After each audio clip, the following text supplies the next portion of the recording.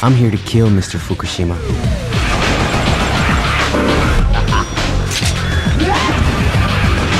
The highly anticipated cel-shaded shooter Killer7 hits GameCubes and PS2s everywhere. Oh, wow, I can't believe it! But the game lacks what it flaunts and flaunts what it lacks. You better keep that thought to yourself around here. Go figure. It takes more luck than this game to run a country, damn it.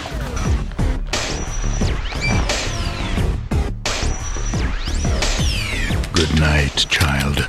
It's past your bedtime. In a fabricated version of the year 2003, where all international disputes have been resolved and intercontinental missiles eliminated, terrorists have risen to bring the free countries of the world to their knees.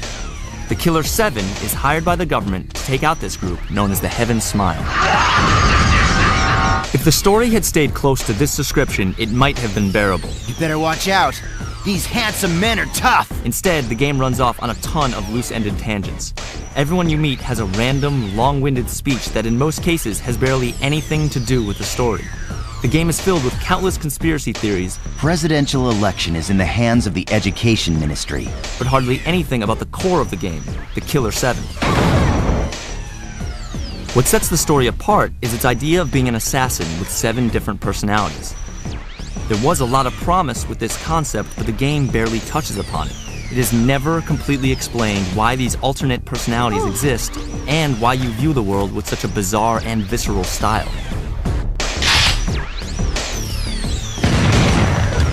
How do you know my name? I remember all the faces of our guests.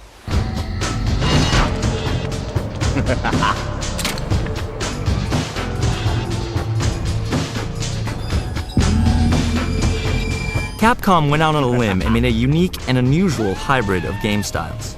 Killer7 is a third-person, Myst-style rail-exploring, puzzle-solving, third-person shooter. Fuck you! This equals a one-of-a-kind game experience if you can get used to it. If you haven't thrown out the game by hour 2, then you might start to like the awkward controls. The game does confine your movement considerably. To run around, you simply hold the run button and travel along a set path. The direction button is only needed when you reach a junction.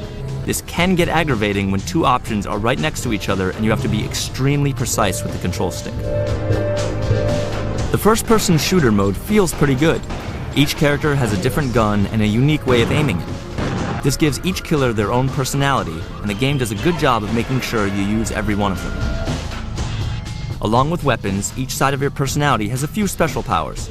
Coyote Smith can pick locks and jump really high. Masked Smith has twin grenade launchers and can lift heavy objects. Harman Smith can run fast and fit into small spaces. Everyone has something to offer the team. However, the unique controls do lack some simple mechanics. You have to come to a complete stop and avoid touching any other buttons to pause the game. This really slows down the gameplay when you're running and want to pause quickly to switch items, heal yourself, or change characters. All characters can be upgraded except Garcian, who is the only one that can revive another Smith after they die. You may have to run Garcian through some tough spots, and with no upgrades it can get rather difficult. He can't aim as low as the other characters, so when an enemy gets close to you, you can't hit it or perform a counterattack, which means Garcian takes some heavy damage.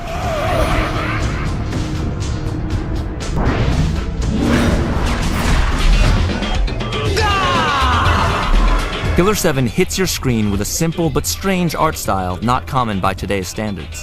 Suda51, the game's creator, has crafted a visually engaging world for you to step into.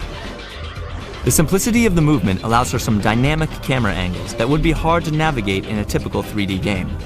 Most of the cutscenes are cel-shaded, but there are a couple random ones in Japanimation for no reason. These cartoons look great, but they don't fit into the design of the rest of the game. Each psychopath at your disposal has their own style and personality. As levels progress, each character's clothing changes. However, they only change the color of their outfit and not the outfit itself. No 2 boss battles require the same strategy, and your patience may be at its end when you finally figure out what it is you're supposed to do. A couple of these battles are predetermined, which means no matter what you do, the game has already decided how they are going to end. Another repetitive and confusing element in Killer7 is the oddball characters you meet and greet throughout the game. They each have a silly catchphrase that they repeat over and over and over again each time you see them. They also have a voice box sound effect that can get annoying. Their mouths never move, and they all sound exactly the same.